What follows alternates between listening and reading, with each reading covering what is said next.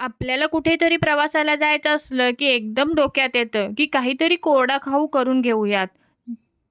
पण रोज-रोज चकली चिवडा खायला खूप कंटाळा येतो. तर त्यासाठी पौष्टिक असे गव्हाच्या पिठाचे जिरा खाकरे एकदा नक्की करून पहा आणि त्यासोबतच वाफाळता चहा. आहाहा! मजाच येईल ना? चला तर वेळ न घालवता रेसिपीला सुरुवात करूया. नमस्कार, मी रुपाली. रुपाली रेसिपीमध्ये तुम्हा सर्वांचे स्वागत आहे. आज आपण पाहणार आहोत खमंग असे गव्हाच्या पिठाचे पौष्टिक जिरा खाकरे. खायला अगदी टेस्टी आहेत आणि लहान मुलांसाठी तर ही अगदी हेल्दी स्नॅक रेसिपी आहे.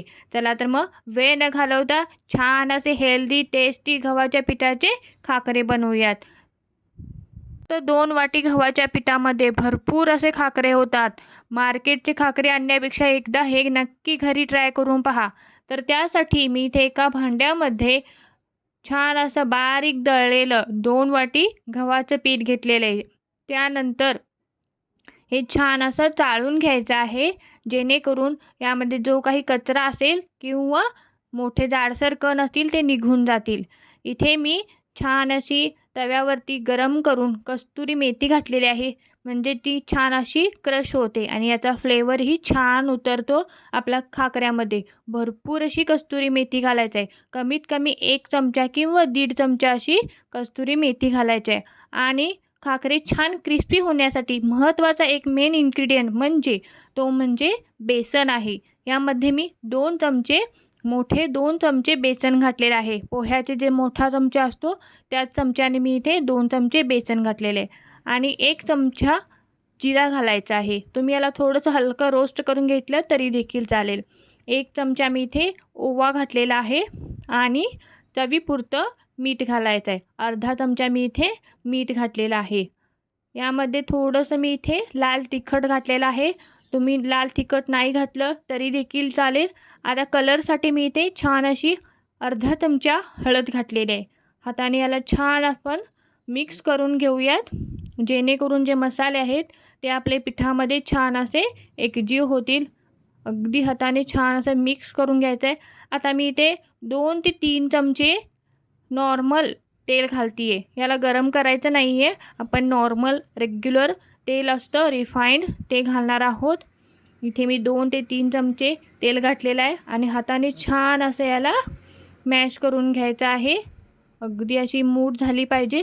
अशा पद्धतीने हाताने याला छान पिठाला चोळून घ्यायचं आहे तेल आणि थोडं पाणी घालून याचा घट्टसर असा गोळा बनवायचा आहे. खूप पातळ कणिक करायची नाही आहे. जशा आपण पुऱ्या लाटतो अशाच पद्धतीची घट्ट कणिक अशी मळून घ्यायची आहे, जेणेकरून आपल्याला छान असे खाकरे लाटता येतील. आता मी एक गोळा छोटासा घेतलेला आहे इथे. छान असा राऊंड करून घेते आहे. हलकंसं याला थोडंसं पीठ लावायचं आहे वरून. खूप जास्त पिठाचा वापर करू नका इथे, नाहीतर कलर याचा खूप जास्त पांढरा येतो. मी अलगद हाताने पहिल्यांदा लाटून घेते आहे.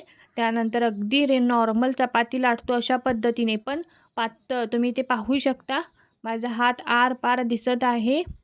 छान असे गोल आकार येण्यासाठी मी एखादं झाकण लावून याला प्रेस केलेलं आहे आणि छान गोल आकाराचे एकसारखे आपले खाकरे इथे तयार झालेले आहेत. मी पहिल्यांदा सर्व खाकरे अशाच पद्धतीने बनवून घेणार आहे.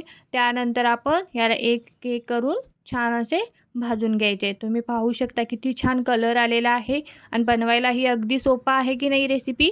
चला तर मग आपण याला छान असं भाजून घेऊयात. इथे मी तवा छान गरम केलेला आहे. पहिल्यांदा छान हाय फ्लेमवरती याला शेकून घ्यायचं आहे. त्यानंतर मीडियम गॅसवरती आपल्याला छान असा खरपूस असा भाजून घ्यायचा आहे. याला भाजण्याची एक खास ट्रिक आहे. नॉर्मल चपाती भाजतो अशा पद्धतीने भाजायचं नाही आहे. इथे मी एक रुमाल घेतलेला आहे. त्यानंतर आपण याला हाताने छान असं रुमाल हे करून असं हलकं प्रेस करायचं आहे आणि छान असं खरपूस असा भाजून घ्यायचा आहे. तरच आपले खाकरे क्रिस्पी आणि क्रंची बनतात. एकदा नक्की करून पहा अशा पद्धतीनं. तुम्हाला खूप खूप आवडतील. छान असा कलरही छान येतो. मीडियम गॅसवरतीच आपल्याला हे भाजून घ्यायचे आहेत. चला किती छान एकदम मस्त क्रंची झालेलं बघा. आजची रेसिपी कशी वाटली कमेंट करून नक्की सांगा आणि व्हिडिओ आवडल्यास प्लीज चॅनलला लाईक करा, शेअर करा आणि सबस्क्राईब करायला विसरू नका. तुम्ही हे चहासोबत खायला किंवा इव्हनिंग स्नॅकमध्येही हे खाऊ शकता. चला तर मग पुन्हा भेटू अशा नवीन रेसिपीसह. तोपर्यंत बाय बाय.